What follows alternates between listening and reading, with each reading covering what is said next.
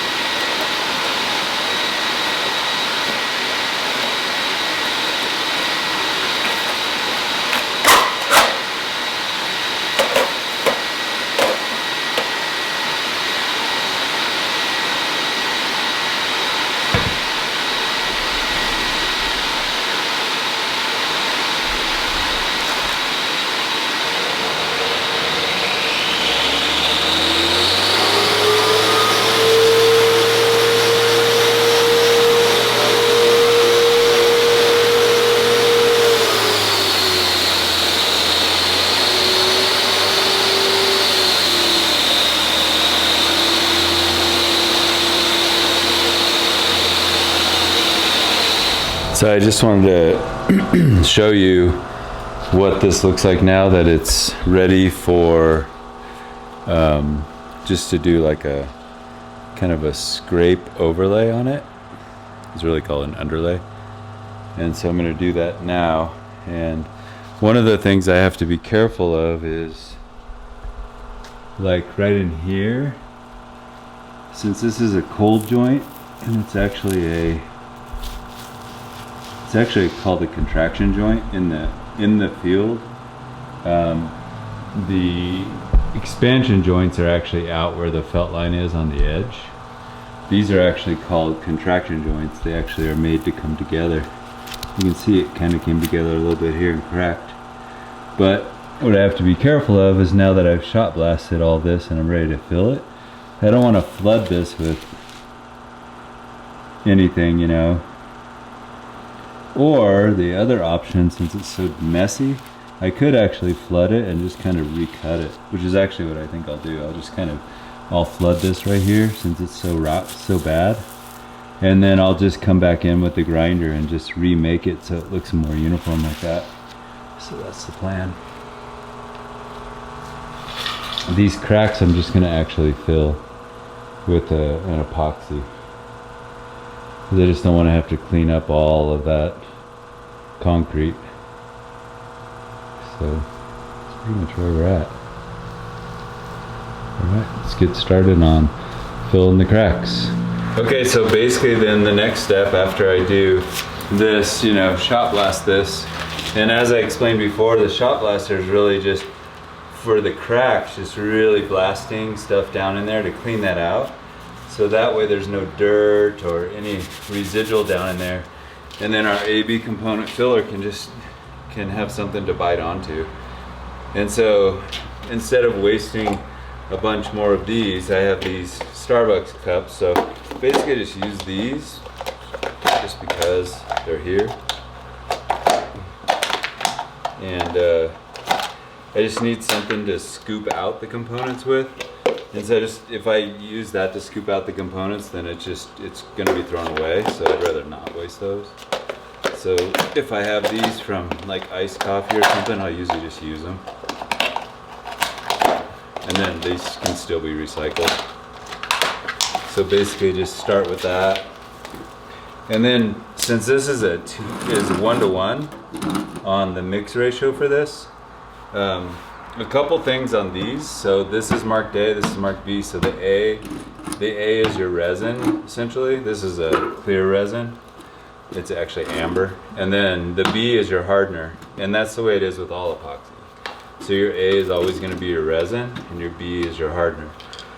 So you want to put your A in first, and then your B. And since this is 1-to-1 part, I have these ketchup bottles that have like a little mark on them. And so I usually do these at about, it just depends on how much I have. This will give me about 7 minutes of working time. So I think what I'll do is I'll do 2 ounces to 2 ounces. So you can see I marked the bottle 2 ounce here and 4 ounce here. So I'll put the A in and then the B and shake it and start moving. Actually, I might be able to get more out of this. Well, let's just start with that. Okay, so let's do 2 ounces to 2 ounces. And so that's our ketchup bottle. The other thing with these lids is really important. I haven't done this on these yet. I've actually already used this and didn't do it. But this is the B component, so you want to mark a B on here.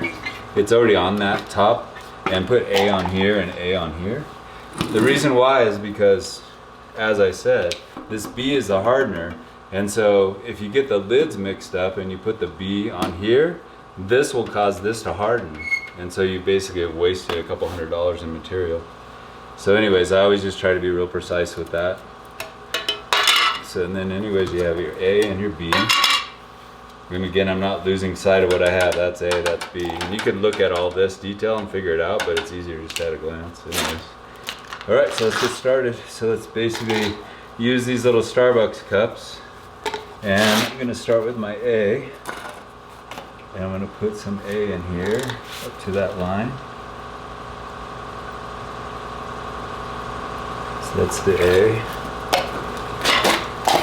And then also don't mix your cups up because it'll also harden in your cup. And you don't want to take like this hardener one and stick it in there and scoop it because it'll make that hard. So probably should have marked this actually. Just mark it with the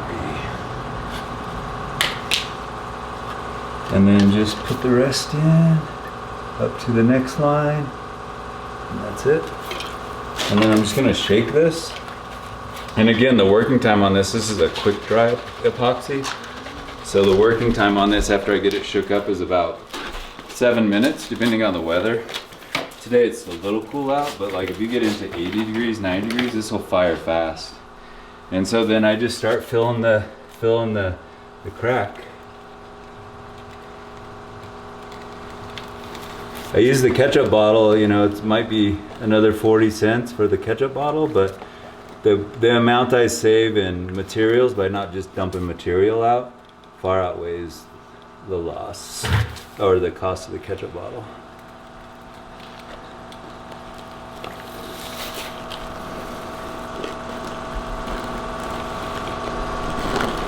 And then I'll just make sure this is all filled really good. And if I have to, I'll come back over this if I notice that it's just taking it, like right here, it just sunk right down in there. I'll just keep kind of filling that over. And if it keeps taking it, it might require a little bit of sand just to kind of throw down in there. But you just want all of this to be smooth when you're done. Yeah, this might require some sand.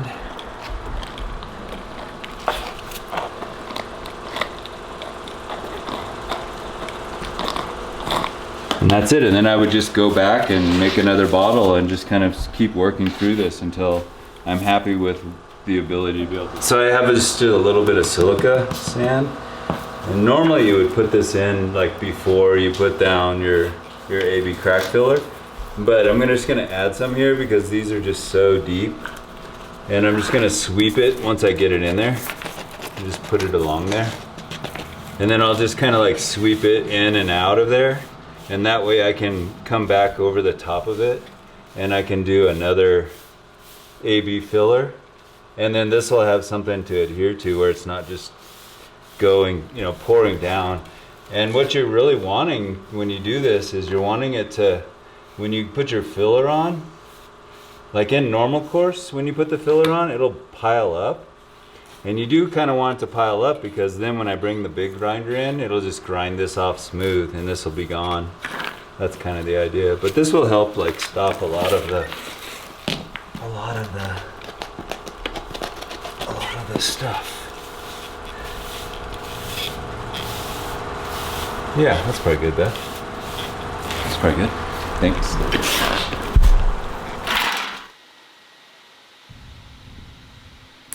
Okay, so here I'm just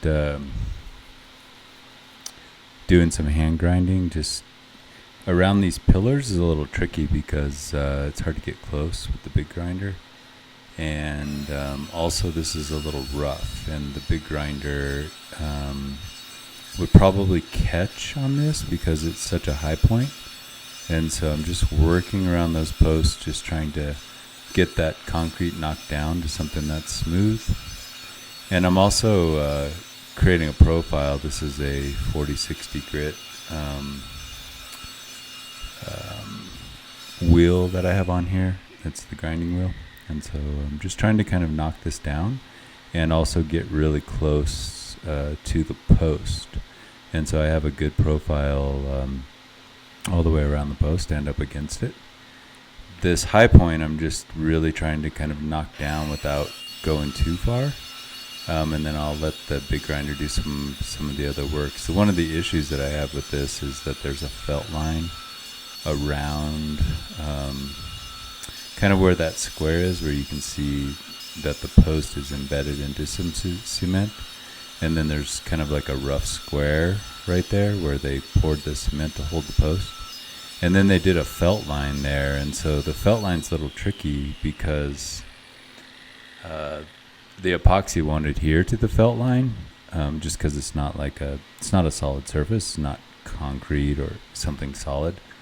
And so it becomes an issue for me because I'm trying to figure out, okay, now what do I do here? So I think what I'm going to do, well, I know what I'll do, is I'll put an underlayment of cement on that, and the cement will bridge over the felt line and it will hold fine because you're going to have so much bonding around that felt line with the new underlayment concrete that everything will end up holding.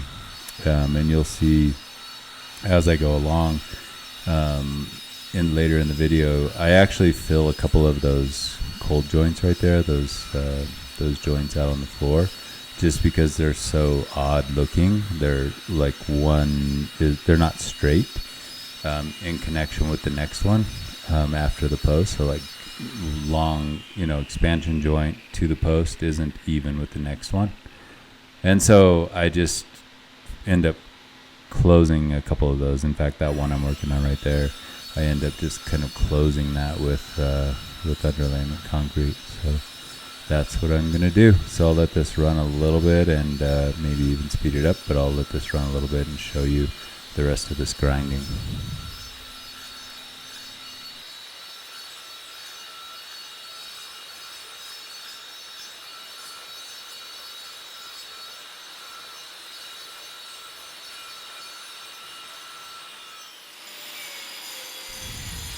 So here I'm just cleaning out those joints, just to grind them on each side, just to create a profile in there.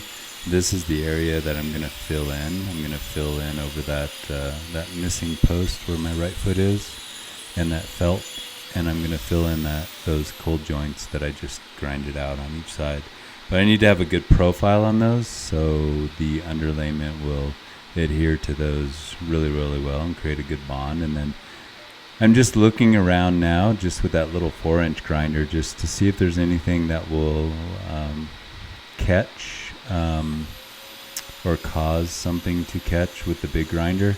You just don't want to ever tear up your big grinder. You want to have as smooth a surface as you can. You can't go into a floor like this with the big grinder and just start grinding, because those blades, those diamond blades can catch, and one, it can break, it'll break your grinder. It'll actually break the big drive of the grinder, and if it does that, then that's 10 grand. So you want to just be careful. You don't want to just throw the grinder down and just start grinding. You want to make sure. So now we're moving to the actual cement underlayment. I use a Mapai. It's a really good professional product that is a really good bonding concrete. And basically I just make this. It's a powder mixed with water, and I just use these buckets and basically blend it up really, really well. And I try to get that to like a pancake batter consistency, maybe a little thinner for this application, just because I really want it to work its way down into those cracks and into all of that deep pitting. Especially this stuff that I'm coming up on right here. It's just really deep pitting. I mean, some of that stuff is 1/2 inch deep, and some of those cracks go all the way through. So I'm just trying to smooth that out. And this is one of my favorite tools. I like this little trowel.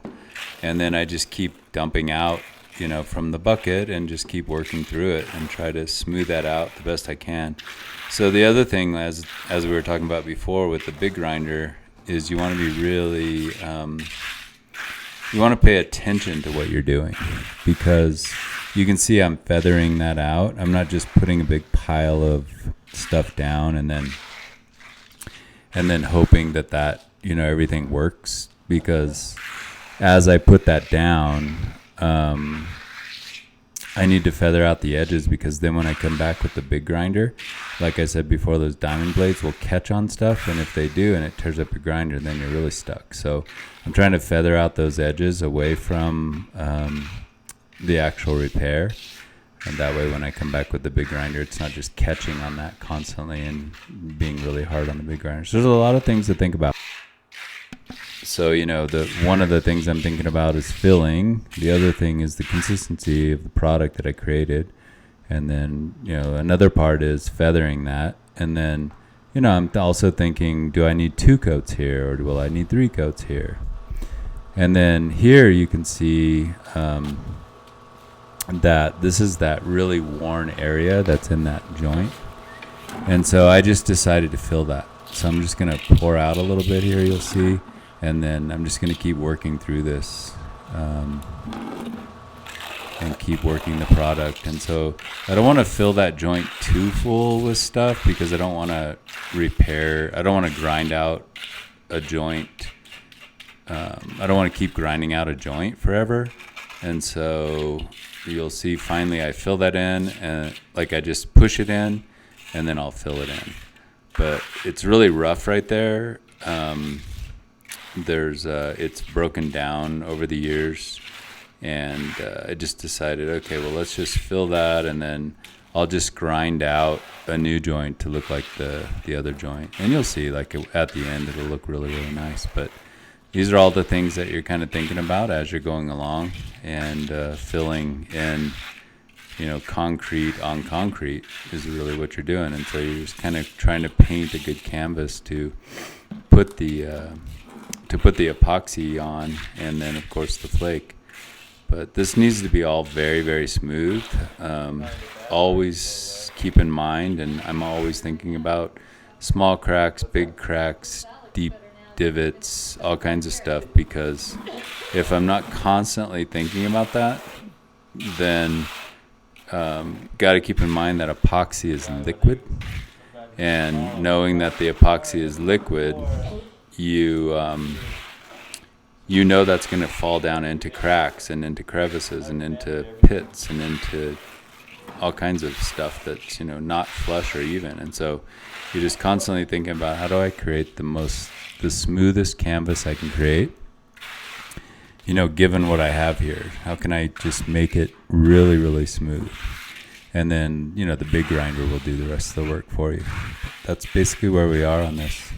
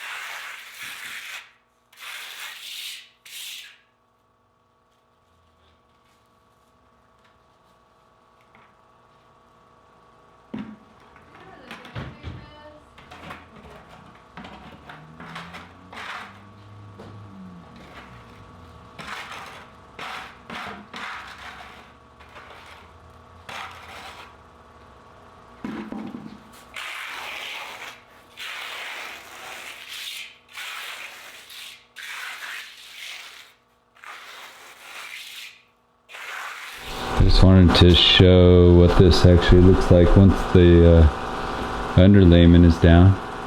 And so you can see that all of that really deep spalling and all of that wear from salts will all be covered up now.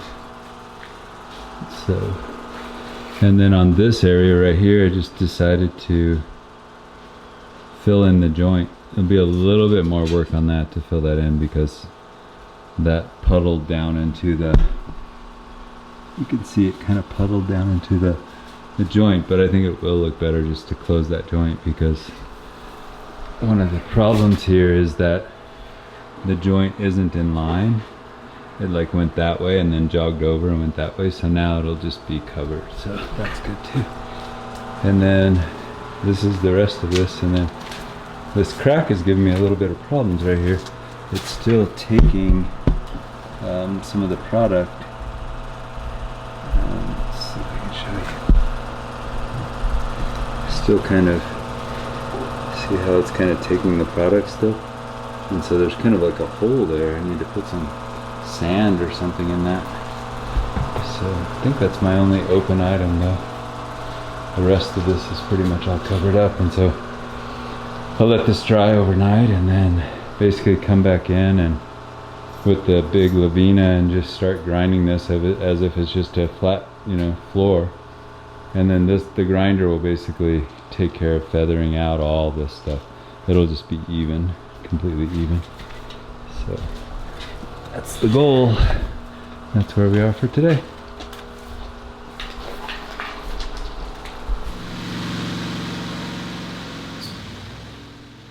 So we got everything cleared out of the garage, and now we're doing the grinding with the big grinder. This is a 60-80 grit diamond cutting blade. And basically what we're doing is just getting everything grinded down smooth. This will take a lot of time here because of all of that underlayment, the additional cement we put down. It's just going to take a while to get it really smooth. I'll have to go over it probably a couple times, if not 3 times. And so I'll show a little bit of the grinding. This is a Lavina 20-inch hooked up to the big vac. And basically what I'll do is I'll speed this up a little bit, but kind of show you how long it takes and kind of the process of doing the big grinder.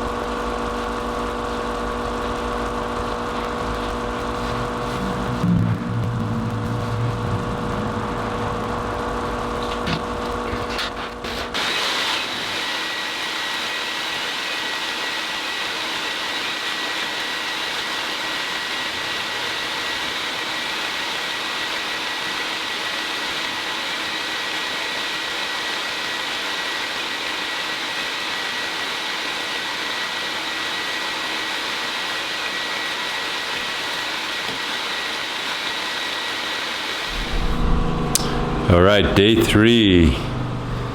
So basically I just needed to let some of this dry. I'm gonna show you a little bit of what this joint looks like and then what it looks like once I clean it out. So I'm gonna turn this around and show you kind of what that joint looks like now. So basically that's what the joint looks like. I filled that with concrete because it was all worn. If you remember, it was worn like way out here. So it just looked really bad because it was right in that tire groove where, you know, ice melt and sand and just lots of wear over the years was happening. So I just filled it with concrete. Now I'll grind that out with a 4-inch grinder. I just have this little DeWalt 4-inch grinder. Has just a one-side blade on it. It's like an 80 grit. That's probably a 60 grit actually blade. And I'm gonna grind actually through the center of that one too, just so it looks more uniform as it goes through. And then I'll leave this one flat. You guys remember this one was like not straight to start with, so I think it'll look pretty good. And then I put a little bit of epoxy filler down in here, and I'm just gonna buzz that out just a little. You can see that epoxy filler, just because the crack was so big in there. And then I was gonna sand this with like an 80 grit sandpaper, the stairs, just kind of get the grime off of it. But I'm gonna buzz that just a little bit with the grinder too, just to kind of expose it a little bit, and hopefully the epoxy will adhere a little bit better. So I'm just gonna set this up and show you what I'm gonna do as far as the grinding of the of the cold joint, which is this joint. It's actually a contraction joint, and I'll show you a little bit of the light grinding on the steps once I get to the steps. So all right, well, let's get started.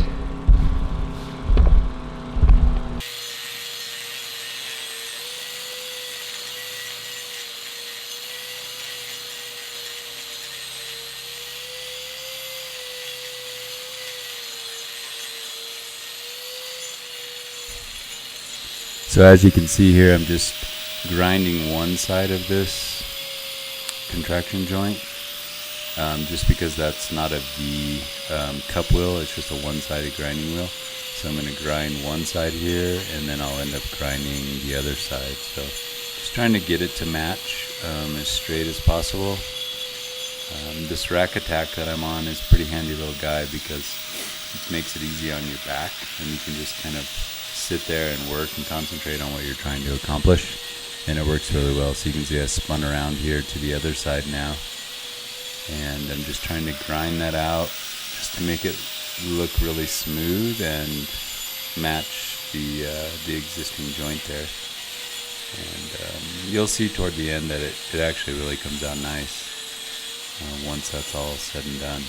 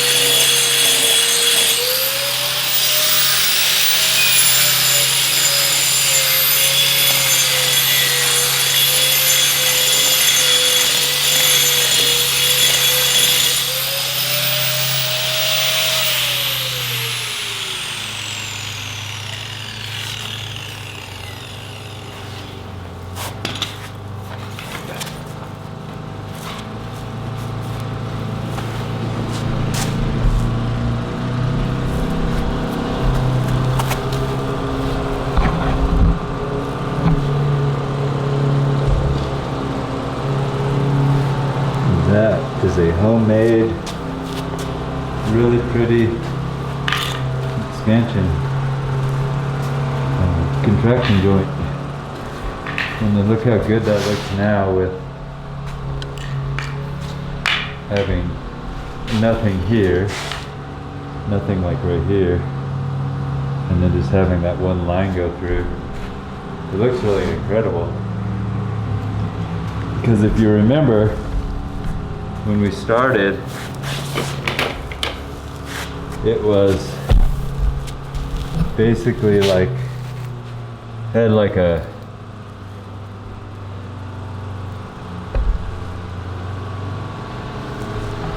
see if I can get this a little better here.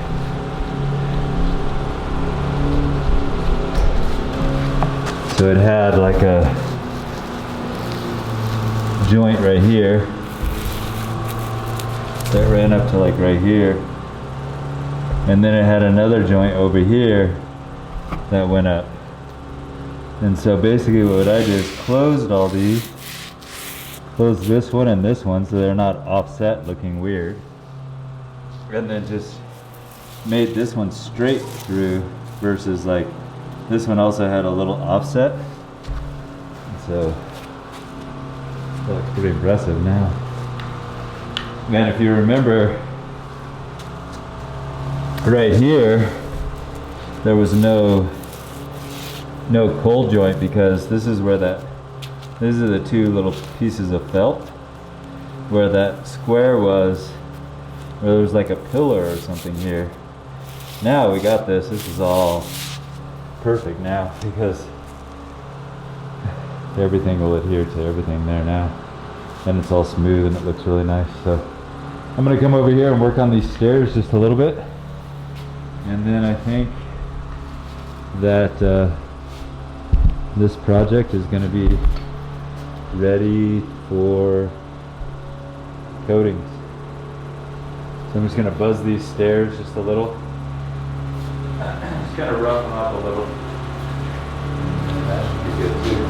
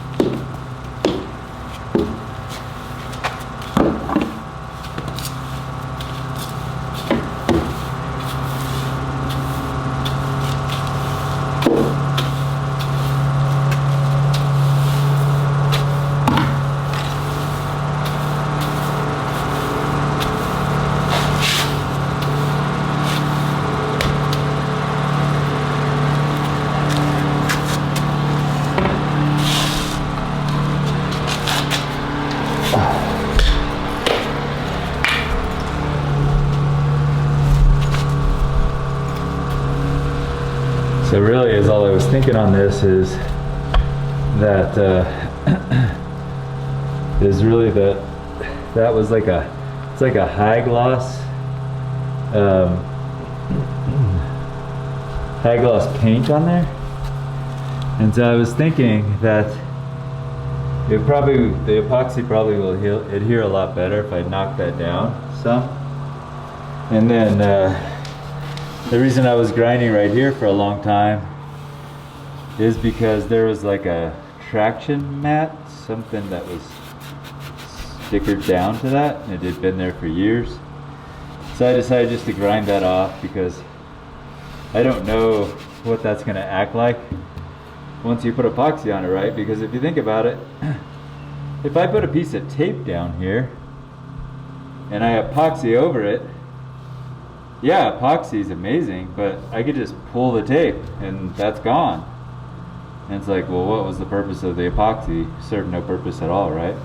That was my thought process on this. It had like this big black gription mat stuck down on it. So I just grind that thing off, because if that ever peels up at any spot, it's just gonna peel the epoxy up with it. It's gonna make my project and my masterpiece look bad. So that's what it is. So I think everything's done in here. This is just a cleanup now. And basically the last thing that I'm gonna do is I'm gonna do a denatured alcohol with a microfiber mop, and just get everything totally ready for coatings, and then get ready to do the coatings. Okay, there's one more thing that I always talk about, and it's this front edge. I'm gonna put the camera down here and show you what I'm talking about. So basically, if you look at this front edge, so you can see this is where the driveway comes up and the car enters the driveway right here, right? So this is super important because every time a car pulls up here, this edge is a little higher. And sometimes they're flush, sometimes this is lower, sometimes this is higher. It just kind of depends on what you get, right? But the best thing that we can do, we can't level concrete. We're not like concrete leveling people. And so you can't like grind all of this. I mean, you could grind it off some and make it a little more level, or taper it some. But really what the main thing is to try to get the grinder to hit down here. Instead of just right here and maybe on this edge, you want the grinder to kind of hit down here, so you have all of this done. The reason why is because every time a car hits this, it's putting pressure on that epoxy and on the chip, right? On the flake. So if we can do the best job possible that we can do on this lip to create a profile all the way around and as deep on that face right there as possible, you're gonna have better luck in the long run for sure. Because if you just bring this to here and you don't get this kind of grinded and some epoxy and flake on that, then every time you hit that, you're hitting an open edge.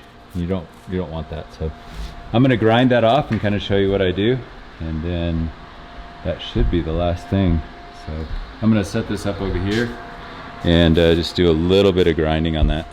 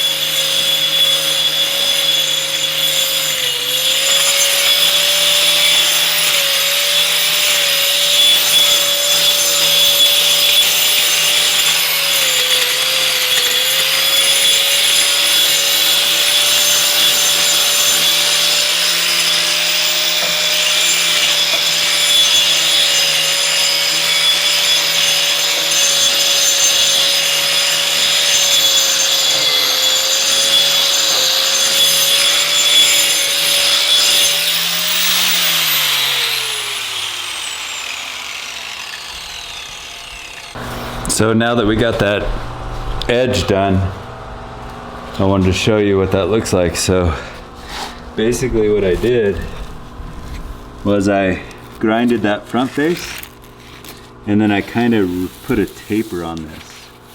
That way I can coat over this and flake it, and it's not such an abrupt, sharp edge that's just constantly getting pounded into by tires, constantly over time, you know.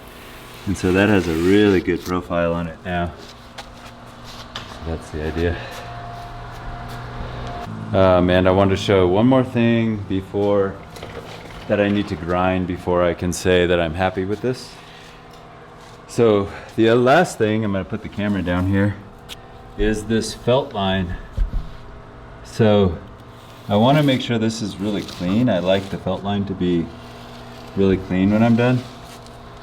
And so you can see, like over here, I grinded this a little bit. So see how the felt line's really clean and then not clean. So I did the grinding on that just to show you. But I'll set this up and do a little bit of grinding on the felt line, and then you can kind of see how that cleans up.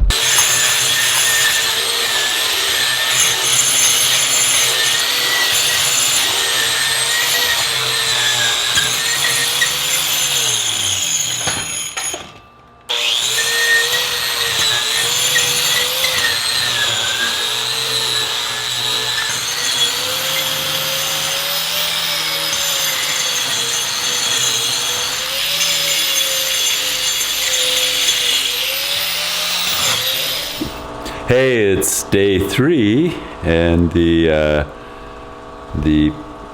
Parker, Colorado job, and today's the day we're putting flake down. So I'm gonna clean this floor all up really good again, hit it with mineral spirits with the microfiber mop, and then I'm gonna start on the perimeter flaking, the steps, and then I'll clean all that up and then do the floor. So I wanted to give you a pro tip, and the pro tip is to always have your cleats clean. So I'm gonna turn this around just for a second and kind of show you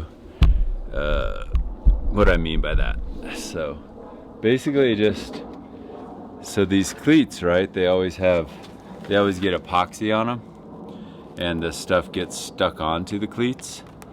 So it kind of defeats the purpose to have like a big ball of something on the cleat and then going out and stepping on the floor. Kind of defeats the purpose of having like a point where the epoxy can just close around it. Certainly you have to do this when you're doing metallics, because you can't have these big giant things on there. So basically what I do is basically before any job, I just go through, it's one of my steps that I do, is just clean the little tips of the cleats off. I just use a pair of pliers and just twist those little knobby guys off there. And it just makes everything really clean when you're out on the floor, and you don't have another variable kind of to deal with if something should happen. And it just makes life easier. So that was a little pro tip, and we're going to get started on cleaning up this project and getting this floor laid today. All right.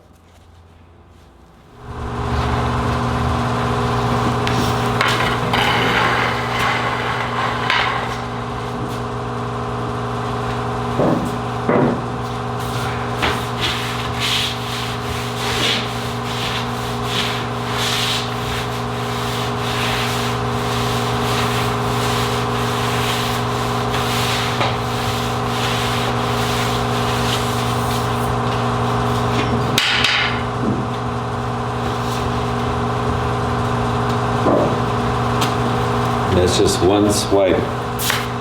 That's how much dust is on there, because I cleaned this with a wire brush, so this was totally clean. So you don't want any of this like heavy stuff on your floor when you go to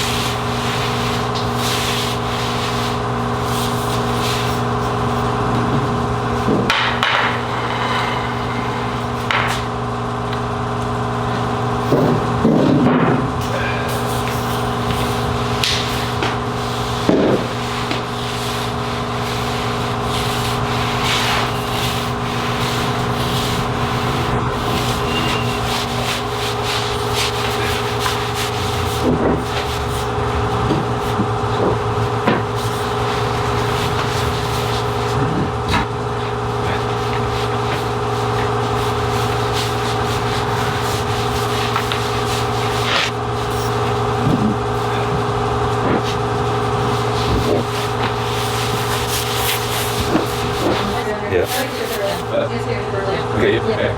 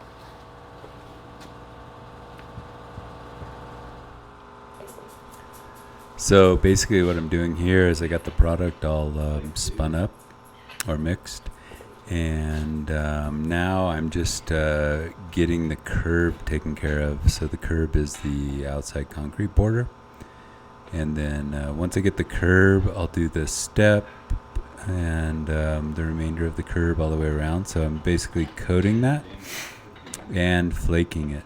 So I'll work through this and kind of let this just track forward and kind of show you as I go.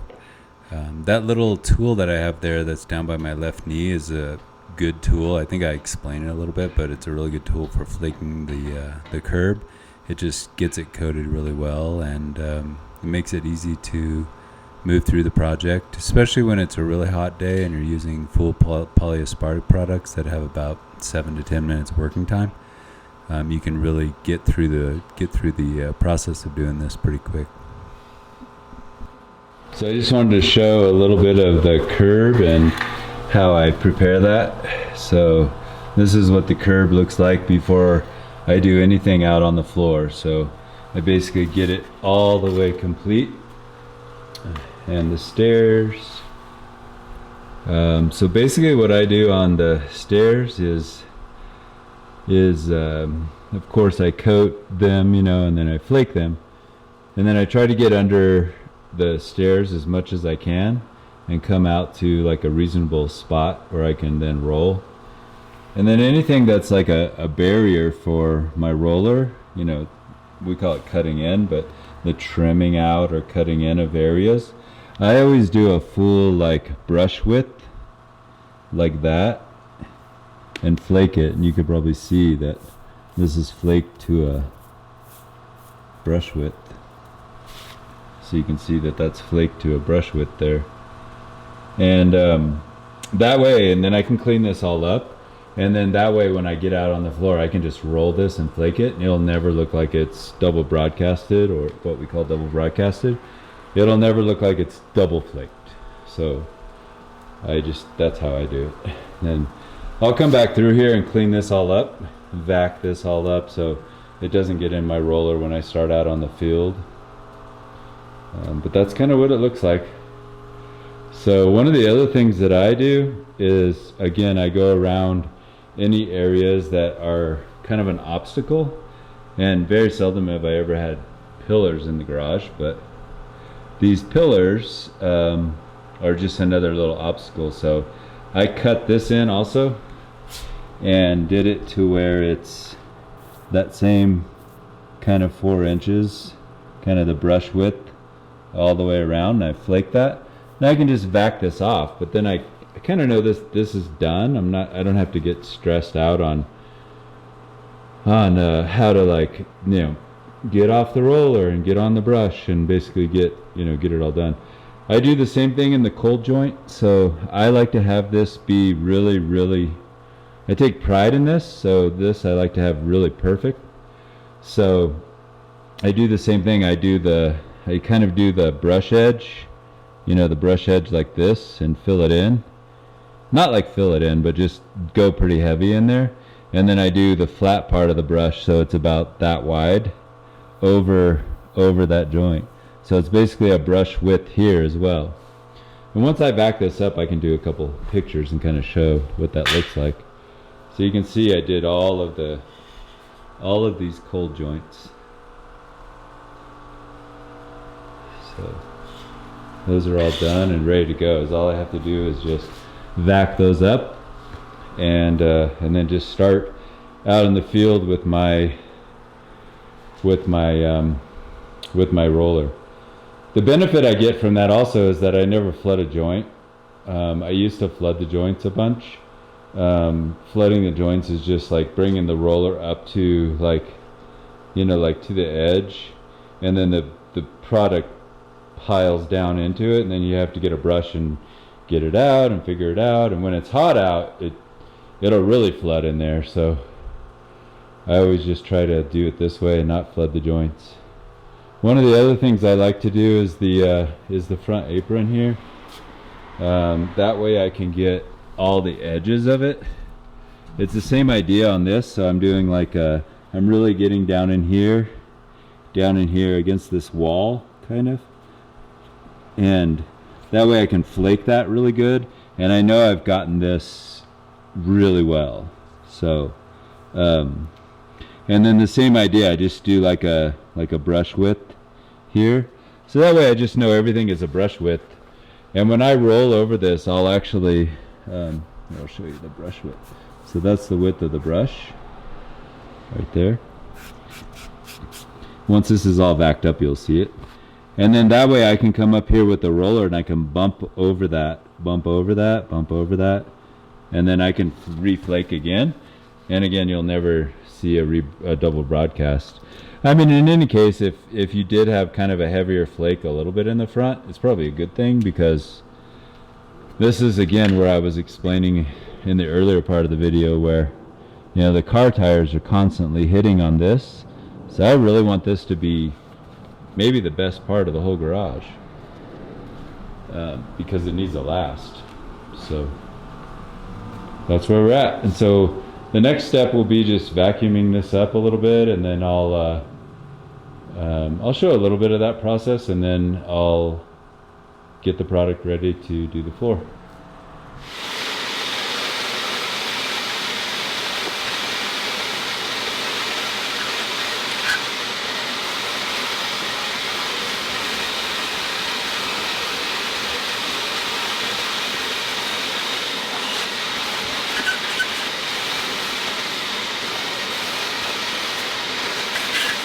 To show another pro tip that might help. I have this digital measuring device, and so I have a 2-to-1 kit, which is 3 gallons, and that covers 450 square feet. So it's 150 square feet per gallon out on the floor. Anywhere really, but you know, out on the floor is where I'm at. And so I measured this, so that the whole garage is like 520 square feet, the floor. And so like, well, that doesn't work. So, because I would like to just mix one full kit, of course, and then, you know, get that spread out and flaked, and then work with the remainder, which I have a 3/4 kit that I'm gonna break down. So basically what I did was I came to the conclusion that each square is about 140 square feet, so I'm going to call it 150, and then so one kit should cover 3 squares of this 2-car garage, and then I need 1 more gallon for the additional square. So I'll show you kind of what that means. So you can see how the garage is kind of in squares. It has like this square, that square, that square, that square, right? So it kind of makes it easy, because I can just take this, you know, digital measurer and go up to the line and measure it. So, you know, it's like whatever it is, 11 by 12 or something. And then I kind of have an idea of what I need for my product. And so I have 4 squares. So one kit's going to cover 3 squares. So probably what I'll do is I will do that square, and this square, and then work my way toward my spinning station, you know. So work my way toward my station, and then I can just step back out with my cleats and basically knock out that square. So that's what I'm going to do. So you basically have 4 squares, and then I've already pre-measured this bucket. So this bucket, it's actually 3 quarts, because it's a little odd to do a 2-to-1 with 4 quarts. And so I just did 2 quarts to 1 quart. That's already marked with a marker. So that way I know when it's time, right, when I get back to my station after doing 3 squares, I can immediately pour this and spin it and get it on and get this job done. All right, I'm going to set this up, and I'll show you a little bit of the process of getting the product down and doing the flake. All right.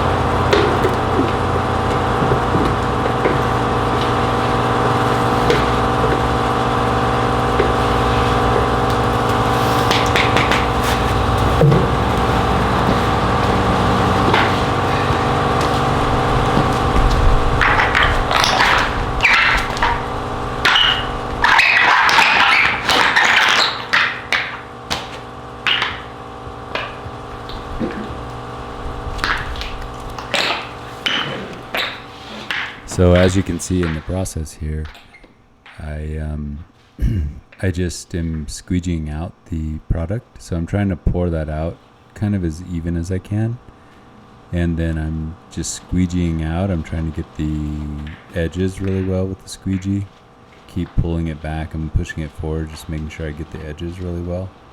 That way I don't have to brush in or do anything with the edges. And down here at this part, I worked around that with a brush. So that actually has a little bit of an outline on it already that's already flaked, so I can work through that. And then essentially I'm just squeegeeing out the rest of that out on the floor and then coming back with the roller. So I'm just trying to get the squeegee to pull everything as even as I can first and get the edges really well. That's a magic trowel. It's a very, very good trowel. And so I move the product around, and then I'll come back and use the roller. And the roller, I'm just trying to go one direction and go the other direction to make sure I get really good coverage. So I'm cross-hatching that, meaning I'm going like left-right or north-south, and then I'm going east-west or, the opposite way. So I'm trying to get good coverage to finish that out with the roller and then throw the flake on it. So that's kind of the idea behind what the squeegee is doing, and then also what the purpose of the roller. And then on those joints and that front edge and around those pillars, since I've already coated that and flaked it, I'm just trying to bump the roller up over that and then just kind of double flake on that edge. And it works out really well. It'll never look like it's been double broadcasted. It's just my method, and I like it because it saves me time, and I don't have the pressure of the product burning up on the floor. And I know that all of my cutting and cut-in work is already done. So that's the purpose of it.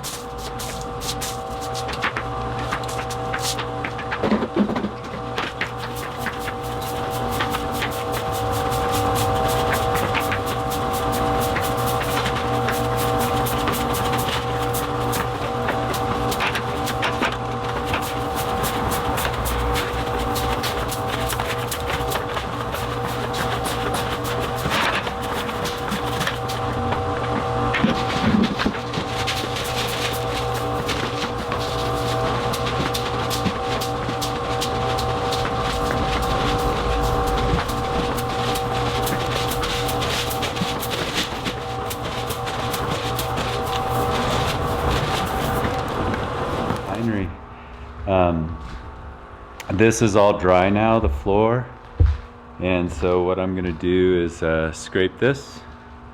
So I'll go around, with the scraper, scrape the steps, scrape the floor. I'll kind of like run a Phillips screwdriver kind of through the joints just to clean those out really good. And then I think that we are pretty much ready to top coat. So I'll put this at a good vantage point where I can kind of show the scraping and get all this flake picked up and see if there's any touch-ups. I think there was like one little touch-up maybe right over there on the edge. It might just be where the concrete comes out a little bit, but I usually don't have any touch-ups on these, but there might be something there. And then I'll clean up the felt line really good, the border felt line around the edge. And then we'll put down the Polyaspartic Top-Coat. So that's where we are. So I'll set this up to where we can, I can show you some of the scraping and cleaning and get this all set and ready to go for the top coat. All right, thanks much.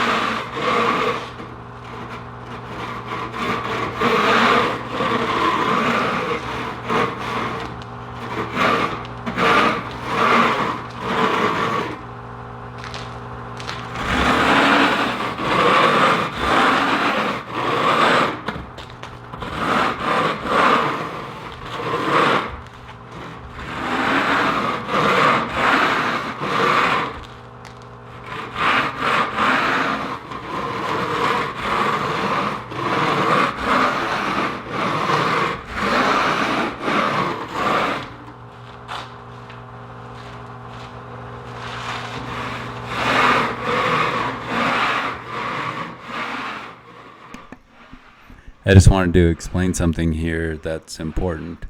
I'm always trying to keep that scraper as low as possible because I don't want to ever gouge the floor. I've never really gouged the floor.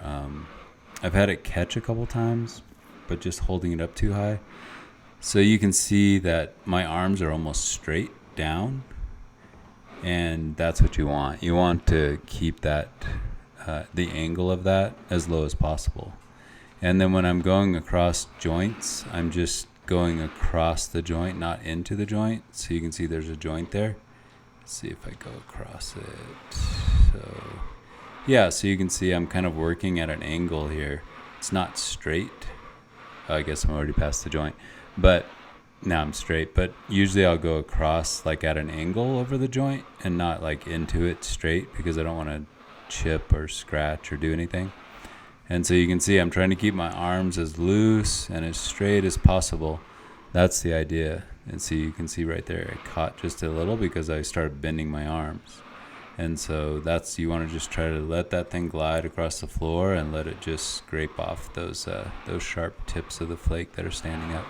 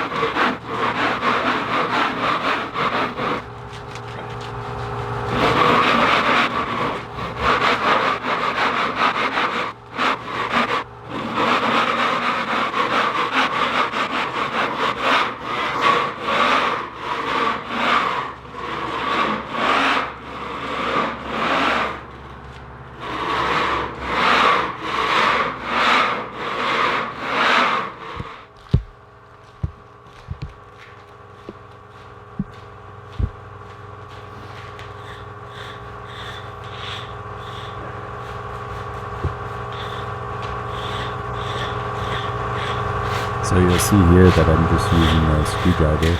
I use a Phillips screwdriver to clean out the joint. I want that to look really uniform, so I'm just trying to clean out the flake before I put the polyaspartic on. So I'm just taking my time, just kind of working through that joint, just cleaning it out the best I can. I'll do this through all the joints, and then that way it's all kind of cleared out before I start working with the vacuum and vacuuming everything up.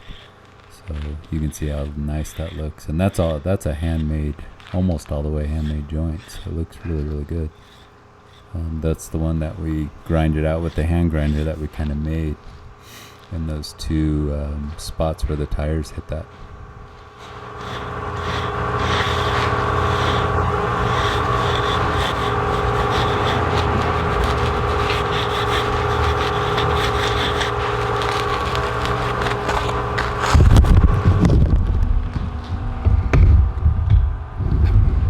I just wanted to take a second and show you the couple tools I use before I do the final vac. So I use this little tool, I don't know what it's called, but it's kind of like a little chisel tool. It's one of my favorite tools actually. And then I use a brush if I need it. But I'll turn this around and kind of show like what I do when I scrape this. And I just do this all the way around before I do the final vac. So let's set this down and kind of show how I use this little guy to kind of scrape this out. Scrape out the felt line. And then that way when I vac, the felt line is done. I just back up and basically the felt line is complete. Because remember in the beginning I cleaned this with the grinder, so all of the stuff was off the felt line. It's just a matter of getting this little bit of epoxy and flake off of it, and then basically everything's clean.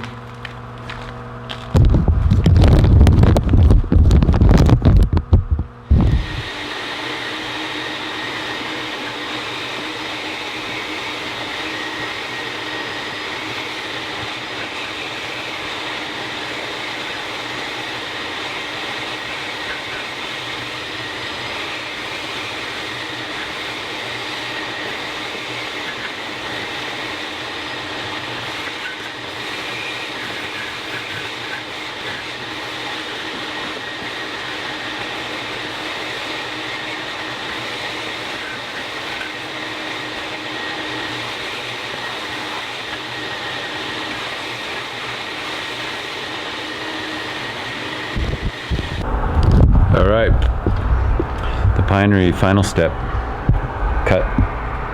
All right, here we are, we're at the final step. So basically what I have is just doing the Polyaspartic Top-Coat on this.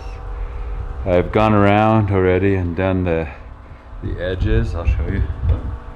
I've done like, you know, these, I've done these edges, the curb, I've done the steps, and I've done the joints, except for the middle joint because I want to use a full kit on the top coat. I want to make sure that everything is blended properly because it's a little chilly out, and so I'll just brush that out with some of the product. And so basically what I'm going to do is I'm going to do a full kit, which is, those are 140 each, those squares like we talked about out there. And so, but I'm still going to do a full kit, which is, a gallon is 150, full kit is 2 gallons, so 300. So I'll do a full kit there and a full kit here, just that way I have an even blend, even amount. And I'm using the full kit to blend the A and B, so I don't have to do any measurement or question whether, you know, it's the right amount or whatever. I'm sure I always do the right amount, but I don't have to question any of that. So once I get started on the pour out, I'll turn this on and see if I can get a good perspective and at least show you half of it, and then I might have to move the camera, but we'll see how it goes.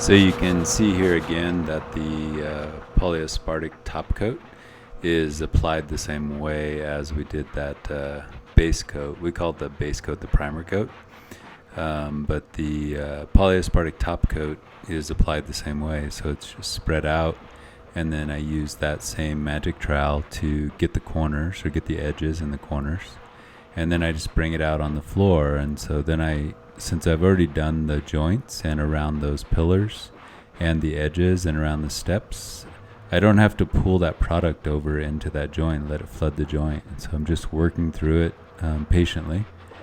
And again, the product is about 150 per square, 150 square foot a gallon, so it's about 1 square per gallon.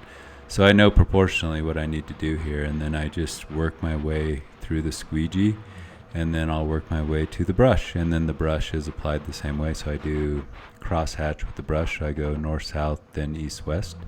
And I'm kind of working in zigzag motions with the brush, or with the roller rather.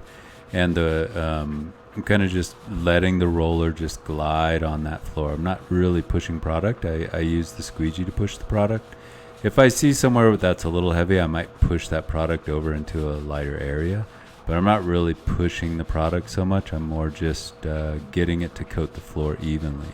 And so that's why I'm going left, like north, south, east, west, and really working that product over the surface of that floor in both directions. And then I just kind of be patient and just let that roller do the work, and just keep.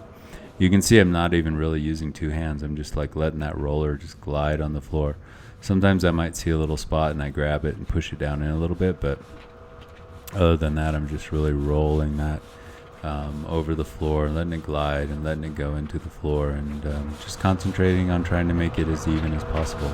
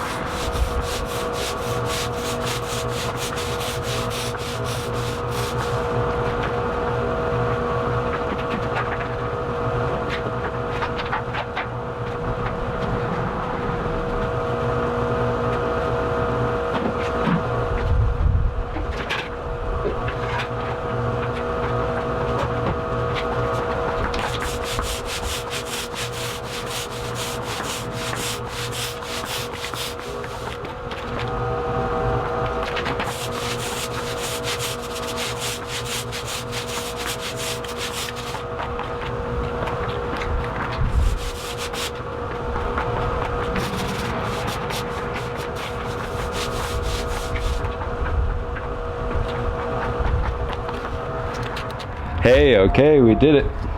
This is the one. So this is the end of the job here. Polyaspartic is all down. Stairs look amazing. Now it just has to dry. And that will be one of the nicest floors probably I've ever done. It's very, very, very, very nice. All right, thanks much.